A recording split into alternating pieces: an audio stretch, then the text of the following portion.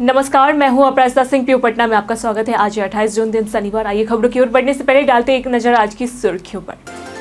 आम खाओ और इनाम पाओ, पटना में शुरू हुआ आम महोत्सव। बेटा एयरपोर्ट को मिला नया नाम। कांग्रेस ने बिहार सरकार को पोस्टर में गुंडा राज बताया। पाए अवार्ड के लिए 30 तक करना होगा रजिस्ट्रेशन। अब धनबाद तक चलेगी गया से यशवंतपुर स्पेशल ट्रेन। चलिए अब बढ़ते 21 बड़ी खबरों की ओर विस्तार से। आम खाओ और इनाम पाओ, पटना में शुरू हुआ आम महोत्सव। आज पटना के ज्ञान भवन में 2 दिवसीय आम महोत्सव 2025 का आयोजन बिहार सरकार ने कृषि विभाग द्वारा 28 से 29 जून को किया जा रहा है।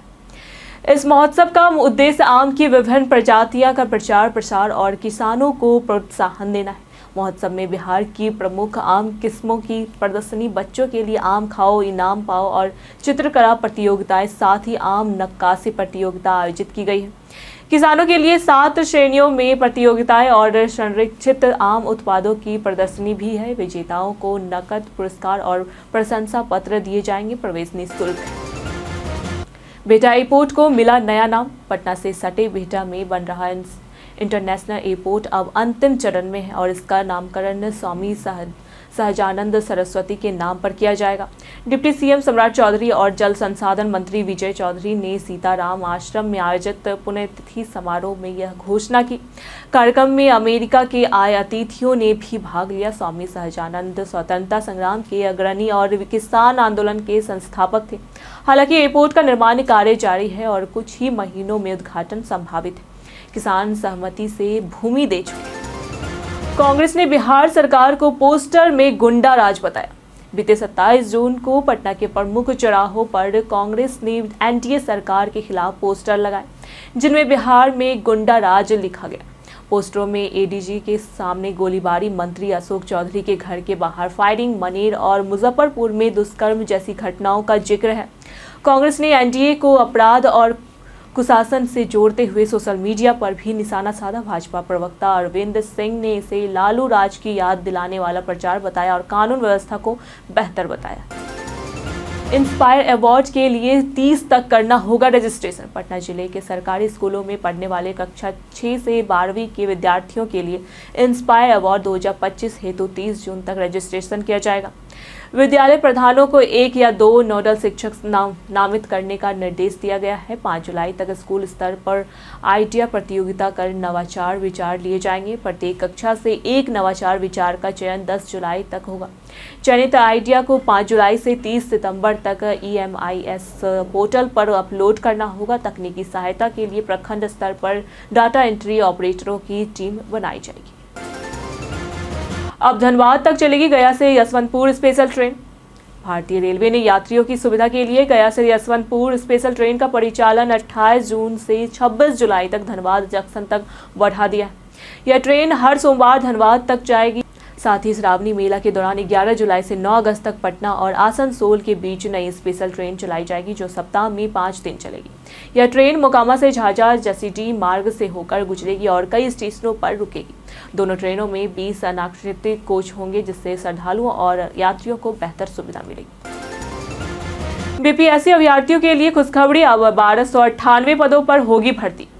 बिहार लोक सेवा आयोग बीपीएससी की 71वीं संयुक्त प्रतियोगिता परीक्षा के लिए पदों की संख्या बढ़ाकर 1298 कर दी गई है।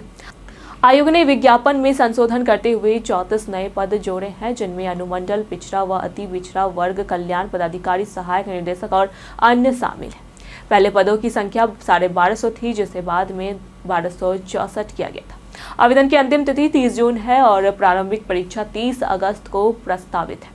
प्रमुख रिक्तियों में प्रखंड सहकारिता पदाधिकारी 502 पद, प्रखंड अल्पसंख्यक कल्याण पदाधिकारी 459 पद और वरीय उप समाहर्ता 100 पद शामिल। पुष्पा से सुपर 30 तक प्रभात का कमाल। बिहार के दरभंगा से पटना होते हुए बॉलीवुड के दिग्गज मार्केटिंग स्ट्रेटेजिस्ट बने प्रभात चौधरी ने इंडियन सिनेमा के प्रमोशन नक्शों पर पटना को खास जगह दिलाई है। शाहरुख खान की डॉन 2 से लेकर पुष्पा 2 ट्रेलर लॉन्च तक कई बड़े इवेंट्स प्रभात की बदौलत पटना में हुए। आमिर खान का लिट्टी चोखा खाना, ऋतिक रोशन की सुपर 30 यात्रा और अब सितारे जमीन पर की प्रमोशन जैसे चरण प्रभात की रणनीति का नतीजा है। वे स्पाइस पीआर के संस्थापक हैं और देश के बड़े सितारे उनकी सलाह पर भरोसा। 1000 के लिए पुलिसकर्मियों पर थार चढ़ाने की कोशिश। 24 जून को पटना के गर्दनीबाग क्षेत्र में चेकिंग के दौरान सीट बेल्ट ना पहनने और ब्लैक फ्रेम शीशे वाली थार को रोकने पर चालक ने 3 पुलिसकर्मियों पर गाड़ी चढ़ाने की कोशिश की थी। हालांकि आरोपी फरार हो गया था, पर 2 दिन की सीसीटीवी जांच के बाद उसे 27 जून को गिरफ्तार कर लिया गया। इससे पहले 12 जून को अटल पथ पर तेज रफ्तार स्कॉर्पियो ने 3 पुलिसकर्मियों को टक्कर मार दी थी, जिसमें महिला सिपाही कोमल कुमारी की मृत्यु हो गई। पटना समेत बिहार को मिली 30 करोड़ की अत्याधुनिक औषधि नियंत्रण प्रयोगशाला। पटना में स्थापित 30 करोड़ रुपए की लागत वाली अत्याधुनिक औषधि नियंत्रण प्रयोगशाला से बिहार में दवाओं और खाद्य उत्पादों की गुणवत्ता अब राज्य में भी जांची जाएगी। इससे पहले सैंपल कोलकाता भेजे जाते थे, जिससे रिपोर्ट में देरी होती थी। अब सूक्ष्म स्तर पर 28 आधुनिक उपकरणों से तुरंत जांच संभव होगी। यह पहल बिहार के 13 करोड़ जनता के स्वास्थ्य अधिकार को मजबूत करेगी और नकली दवाओं पर प्रभावी नियंत्रण सुनिश्चित करेगी। स्वास्थ्य मंत्री मंगल पांडेय ने इसे स्वास्थ्य सुरक्षा में एक क्रांति बताया। इससे पटना समेत पूरे बिहार में स्वास्थ्य सेवाएं सशक्त होगी। बिहार में शिक्षकों को बड़ी राहत, अब अपनी पसंद से चुन सकेंगे स्कूल। पटना समेत बिहार के शिक्षकों को अब ई-शिक्षा कोर्स पोर्टल के जरिए स्वेच्छा से स्थानांतरण की सुविधा मिली है। शिक्षक अपनी विषय और कैटेगरी के अनुसार पंचायत, प्रखंड, अनुमंडल या जिले में स्थानांतरण के इच्छुक अन्य शिक्षकों की सूची देख सकेंगे। 2 से अधिकतम 10 शिक्षक समूह बनाकर परस्पर स्थानांतरण कर सकते हैं। आवेदन OTP सत्यापन के बाद 3 दिन में मंजूर होगा और 7 दिनों में नए विद्यालय में योगदान देना अनिवार्य होगा।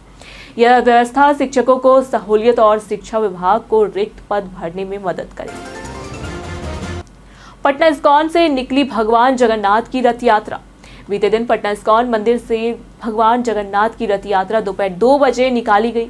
यात्रा की शुरुआत ओडिसी नृत्य मंगल चरण से हुई, जिसे ओडिशा के कलाकारों ने प्रस्तुत किया। 40 फीट ऊंचे हाइड्रोलिक रथ पर भगवान जगन्नाथ, बलराम और सुभद्रा विराजमान थे। रथ को ओडिशा के कारीगरों ने पीले, लाल रंग और शंख गदा की डिजाइन से सजाया था। फूल बेंगलुरु, कोलकाता और थाईलैंड से लाए गए थे। रथ यात्रा तारामंडल, इनकम टैक्स, कोलंबो हाईकोर्ट होते हुए वापस इस्कॉन पहुंची। यात्रा के अंत में भंडारे का आयोजन हुआ, जिसमें प्रसाद वितरित किया गया। लालू यादव के बेटे तेज प्रताप की नई घोषणा। तेज प्रताप यादव ने अपने सरकारी आवास पर जनता दरबार लगाने की घोषणा की है, जो मुख्यमंत्री नीतीश कुमार के जनता दरबार से अलग होगा। यह कदम बिहार की सियासत में हलचल पैदा कर रहा है। तेज प्रताप इंटरनेट मीडिया पर सक्रिय है और पार्टी तथा परिवार के लिए चुनौती बने हुए हैं। उन्होंने विधानसभा चुनाव में अकेले चुनाव लड़ने का ऐलान भी किया है। तेज प्रताप ने हाल ही में पायलट लाइसेंस कोर्स में नामांकन की जानकारी दी है। उनका जनता दरबार 30 जून से चलेगा, जहां वे जनता की समस्याओं का समाधान करेंगे। पटना जिले के सभी प्राथमिक स्वास्थ्य केंद्रों पर डेंगू जांच की सुविधा मिलेगी। पटना जिले के सभी प्राथमिक स्वास्थ्य केंद्रों में डेंगू जांच की सुविधा उपलब्ध होगी और सभी केंद्रों में जांच किट रखी जाएगी। Civil surgeon doctor Avinash Kumar Singh ने बताया कि डेंगू से बचाव के लिए सभी गांवों में एंटी लार्वा का नियमित छिड़काव किया जाएगा। नगर निगम अस्पतालों में 2 पालियों में फॉगिंग और एंटी लार्वा छिड़काव किया जा रहा है, जिसकी मॉनिटरिंग की जाएगी। फॉगिंग के दौरान जियो टैग तस्वीरें ली जाएगी और अधिकारियों द्वारा औचक निरीक्षण किया जाएगा। डेंगू के मच्छर दिन में काटते हैं, इसलिए सूर्योदय और सूर्यास्त पर विशेष फॉगिंग की जा रही है। ऐप के जरिए सीधे BLO से जुड़ सकेंगे मतदाता। बिहार में 2025 के विशेष गहन मतदाता सूची पुनरीक्षण के तहत भारत निर्वाचन आयोग ने ECI net mobile app launch किया है। इस ऐप से मतदाता अपने बूथ स्तर अधिकारी BLO से सीधे कॉल कर नाम जोड़ने, सुधार और शिकायत दर्ज करवा सकेंगे। अधिकारियों को ऐप प्रचारित करने और स्वयं सेवकों की मदद लेने का निर्देश दिया गया है। पुनरीक्षण के लिए मतदाता ऑनलाइन या घर घर जाकर फॉर्म भर सकते हैं। लक्ष्य है हर पात्र नागरिक को सूची में शामिल करना और मतदान केंद्र की दूरी को किलोमीटर तक सीमित रखना। बिहार का सबसे बड़ा औद्योगिक क्षेत्र गया में होगा विकसित। बिहार के गया में डोभी प्रखंड में राज्य का सबसे बड़ा औद्योगिक क्षेत्र विकसित किया जा रहा है। अमृतसर कोलकाता कॉरिडोर प्रोजेक्ट के तहत 1670 एकड़ जमीन अधिग्रहित कर समेकित विनिर्माण क्लस्टर आईएमसी बनाया जा रहा है। यह परियोजना 1339 करोड़ रुपए की लागत से बन रही है, जिससे 1,09,000 से अधिक लोगों को रोजगार मिलेगा।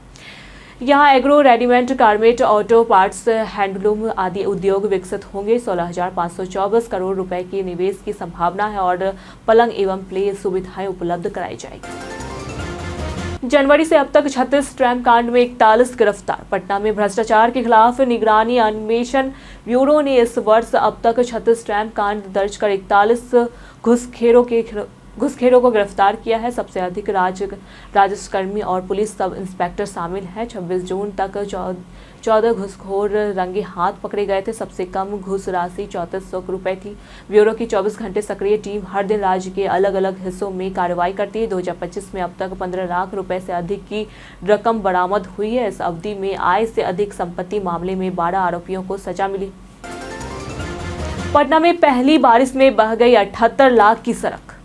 गुरु सहाय लाल नगर की 78 लाख रुपए की सड़क बारिश में बह गई। स्थानीय लोगों ने सड़क निर्माण में भ्रष्टाचार और घटिया सामग्री के उपयोग की शिकायत की है, लेकिन नगर निगम ने कोई कार्रवाई नहीं की।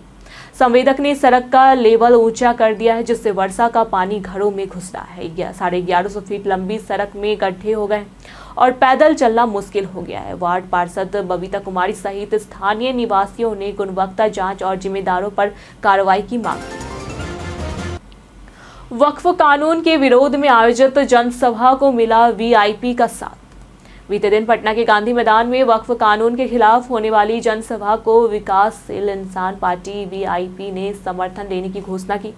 पार्टी के संस्थापक और पूर्व मंत्री मुकेश सहनी ने कहा कि केंद्र में सरकार बनने या विपक्ष की भूमिका में वे इस बिल का विरोध करेंगे। उन्होंने मुस्लिम वक्फ मामलों में सरकारी मनोनयन का विरोध करते हुए केवल मुस्लिम धर्म वालियों के वक्फ समिति में जगह देने का समर्थन जताया। वीआईपी ने इस जनसभा का समर्थन पत्र इमारते सरिया को भी भेजा है। पार्टी के वरिष्ठ नेता भी सभा में भाग लेंगे। पटना में गर्मी का दौर जारी। दिन में तापमान 48 डिग्री सेल्सियस तक पहुंचा। पटना में इस समय मौसम गर्म और उमस भरा बना हुआ है। अधिकतम तापमान 36 से 48 डिग्री सेल्सियस के बीच पहुंच रहा है, जिससे दिन के समय गर्मी महसूस होती है। वहीं न्यूनतम तापमान 26 से 28 डिग्री सेल्सियस के बीच बना रहता है, जिससे रात में हल्की उमस बनी रहती है। ऐसे मौसम में लोगों को हाइड्रेट रहना और तेज धूप से बचाव करना जरूरी है। मौसम विभाग ने जल्द ही मानसून के पहुंचने का अनुमान लगाया है, जिससे तापमान में गिरावट आने की संभावना है। पटना से आर्यराज बेतिया 4 लेन में आने वाले 1000 पेड़ काटे जाएंगे। पटना से आर्यराज होते हुए बेतिया तक बनने वाली 4 लेन सड़क के निर्माण में पूर्वी चंपारण जिले में करीब 1000 पेड़ काटे जाएंगे।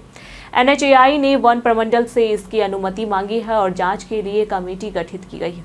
इसके अलावा बंगड़ी नदी में जमींदारी बांध पर मनरेगा से लगाए गए 1000 से अधिक पौधों को भी काटने का अनुरोध किया गया है। जल निस्तारण विभाग ने बांध को खतरे में बताते हुए अनुमति मांगी है। जिले में हरित क्षेत्र सिर्फ 6.12% है, जिससे पर्यावरणीय चिंता बढ़ गई है। बीते दिनों जिन्होंने हमारी वीडियो पे लाइक और कमेंट किए थे, उनके नाम है अनूप मास्टरमाइंड, स्वास्थ्य कुमार, संजीव कुमार, विनय कुमार, बबलू कुमार, मुकेश कुमार, मनोज दास और विकास कुमार शर्मा। इसी के साथ बढ़ते हैं आज के सवाल की ओर। पटना में युवाओं के रोजगार के लिए सरकार को कौन कौन से कदम उठाना चाहिए? आप अपना जवाब हमें हमारे कमेंट सेक्शन में लिखकर जरूर बताएं। आज के लिए फिलहाल इतना ही। पटना की तमाम खबरों के साथ बने रहने के लिए देखते रहे प्योर पटना। साथ ही अगर आप यूट्यूब चैनल पर देख रहे हैं तो चैनल को सब्सक्राइब करें। अगर आप फेसबुक पेज पर देख रहे हैं तो लाइक और फॉलो करें।